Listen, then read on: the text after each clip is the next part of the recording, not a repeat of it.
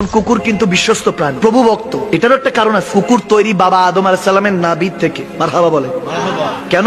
যখন বাবা আদম আলাইহিস সালামকে তৈরি করা হয়েছিল, উসজুদু লিল আদম, আদমকে সিজদা দেওয়ার কথা ছিল, সবাই সিজদা দিয়েছে ইল্লা ইবলিস, ইবলিস ছাড়া। ইবলিস করেছে বাবা আদমকে যখন তৈরি করেছে, থুতু নিক্ষেপ করছিল, নাউজুবিল্লাহ। থুতু নিক্ষেপ যে জায়গায় করছে, ওই জায়গার মধ্যে থুতু যে পড়ছে, আল্লাহর হুকুমে জিবরিল আমিন ওই জায়গাটাকে, নাভি থেকে ওই মাটিটা সরিয়ে নিয়েছে। ওই জায়গায় এই জন্য আমাদের নাভি। বাবা আদমের শাকাল নিয়ে তো আমরা বনি আদম, আদম সন্তান।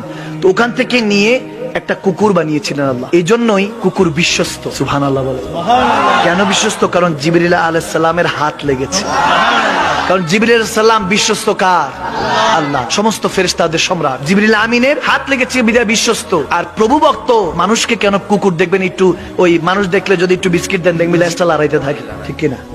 কারণ কেন? ওই যে বাবা আদম আলাইহিস সালামের অংশ থেকে বানানো, এই জন্য। মারহাবা বলেন। নাপাক কেন? শুকনা থাকলে নাপাক না, ভিজা থাকলে নাপাক। গায়ে যদি লাগে, আপনাকে 7 বার বিসমিল্লাহির রহমানির রহিম বলে ওই জায়গায় একটা অংশ ধুয়ে ফেলতে হবে, কাপড়ের একটা অংশ ধুয়ে ফেলতে হবে, নাপাক অবস্থায় যদি থাকে। এখন এই নাপাকি এই জন্য এসেছে কারণ শয়তান থুতু দিয়েছে, নাউজুবিল্লাহ বলেন। এই জন্য নাপাক। তো আমি এটা বারহাল হাদিসের একটা কথা জানিয়ে দিলাম, কথা এসেছে বিধায়।